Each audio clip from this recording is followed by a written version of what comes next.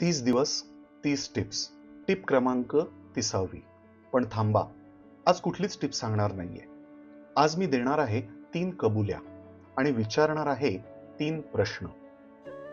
गेल्या 22 वर्षामध्ये हजारो क्लायंट्स आणि हजारो केसेस हाताळल्यानंतर एक गोष्ट लक्षात आली की कुठलेच वकील सोशल मीडियावरती या संदर्भात बोलत नाहीये.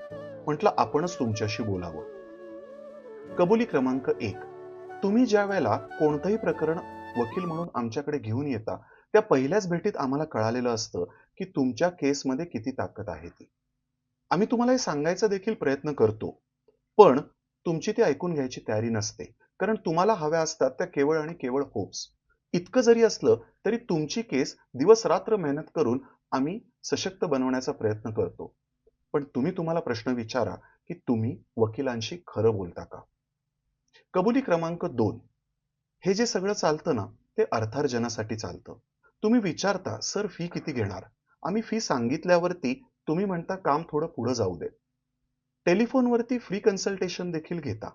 हे सगळं होऊन ज्यावेळेला केस यशस्वीरित्या पार पडते, त्यावेळेला सपशेलरित्या बरेच पक्षकार फिया देण्याचं टाळतात, फिया बुडवतात. तुम्हाला खरं सांगू का? आमची उपजीविका याच्यावरच चालते. मी असं म्हणत नाही की सगळे वकील बरोबर काम करतात. काही जणांकडनं चूक होत असेल. टाळी एका हाताने वाजत नाही, ट्रस्ट डेफिसिट दोनही बाजूला आहे. पण हे कुठे ना कुठेतरी थांबायला नको का? कबुली क्रमांक 3. आम्ही कठीण केसेसना घाबरत नाही. इनफॅक्ट आम्ही घाबरतच नाही, कारण अशा गोष्टींची फाईट करायच्यासाठीच आम्ही वकील झालेलो असतो. आम्ही वैतागतो ते तुमच्या चुकीच्या वागण्याला, तुमच्या चुकीच्या अपेक्षांना, की फिया दिल्या की वकिलांनी आमच्याकडे सेवकासारखं काम करावं. पण असं होणार नाहीये. खरं सांगू का? मागच्या 30 दिवसांमध्ये मी तुम्हाला केवळ टिप्स सांगितलेल्या नाहीयेत. मी खरं तर तुम्हाला एक आवाहन केलेलं आहे. आणि ह्याच्यामध्ये वकील म्हणून आमची काय अपेक्षा आहे, हे तुम्हाला सांगण्याचा प्रयत्न केलेला आहे.